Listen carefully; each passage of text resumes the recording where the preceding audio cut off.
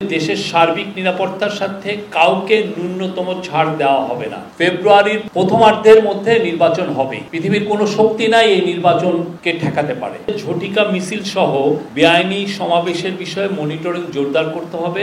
এর নেপথ্যে যারা সক্রিয় রয়েছেন তাদের বিরুদ্ধে কঠোর আইনি ব্যবস্থা নেওয়া হবে।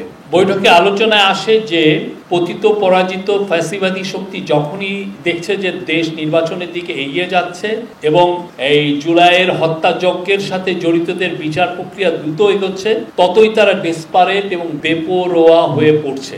এর ফলে তারা দেশের সার্বিক শান্তি শৃঙ্খলা বিনষ্ট করার জন্য, গণতান্ত্রিক অগ্রযাত্রাকে ব্যাহত করার জন্য সকল শক্তি নিয়ে মাঠে নামছে। এটা এখন আইন শৃঙ্খলা পরিস্থিতি নয়, এটা একটা জাতীয় নিরাপত্তা ইস্যু হয়ে দাঁড়িয়েছে।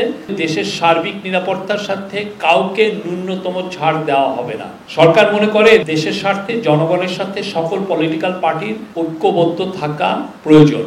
ওয়ালটন এখন দেশের সীমানা পেরিয়ে পৌঁছে গিয়েছে 50টিরও বেশি দেশে। ওয়ালটন, ঘরে ঘরে বিশ্বজুড়ে। নির্বাচন যে করেই হোক ফেব্রুয়ারির প্রথমার্ধের মধ্যে নির্বাচন হবে। পৃথিবীর কোনো শক্তি নাই এই নির্বাচনকে ঠেকাতে পারে। নির্বাচন হবে এবং সে বিষয়ে পুরো যত ধরনের প্রস্তুতি লাগে সেই প্রস্তুতিগুলো নেওয়া হচ্ছে। এর পাশাপাশি ডাকসু নির্বাচন যাতে শান্তিপূর্ণ ও উৎসব মুখর পরিবেশে হয় সেই জন্য বিশ্ববিদ্যালয়ের প্রশাসনকে সর্বাত্মক সহযোগিতা প্রদানের নির্দেশ দিয়েছেন প্রধান উপদেষ্টা।